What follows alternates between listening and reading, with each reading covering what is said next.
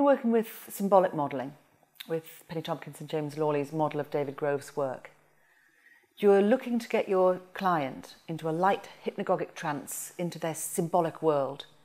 You use, so if they say, it's like I'm going round in circles, you might say, and it's like I'm going round in circles.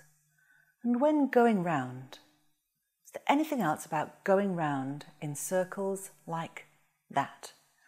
You have a slow tone, it's hypnotic, it's got a nice rhythm to it, and it's a trance induction. And it's important to keep them in the symbolic domain, because in there, with their metaphors, their symbols, their metaphor landscape, resolution and deep healing can take place. The seeds to their healing will be contained in the symptoms that you're modelling. In systemic modelling, it's different.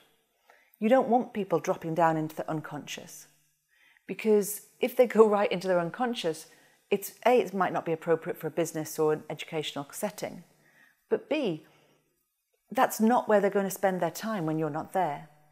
What you're looking for here is dropping down just enough to find out what are the unconscious principles or metaphors affecting their uptime interactions in meetings.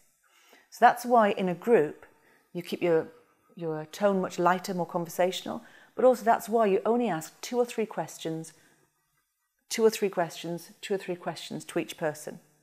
More than that, and now you're modelling their stuff. But actually 2 or 3 questions is enough to get just a bit more information about what they're like, and then enough for this person to understand more where they're coming from, and then to come back in and go, okay, so who's different to that?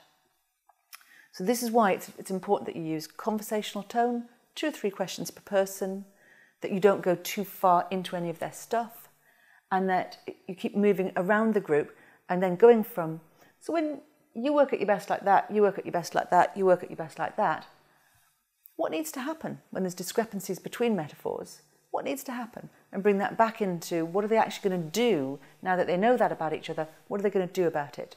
So very much sort of right hemisphere, what are you like? What are you like? What are you like? Left hemisphere, what are we going to do? What's one action that we can do as a team, given what we're like, that will allow us to work better together? So boom, boom, boom, boom, boom. What are we like? What are we going to do about it? It's got a rhythm, but it's an uptime rhythm. Unlike the symbolic modelling, which is much more getting into the unconscious, staying there, slow, under the sea. So it's a good idea to practice and to learn both techniques and to know when it's appropriate to use one, when it's appropriate to use the other.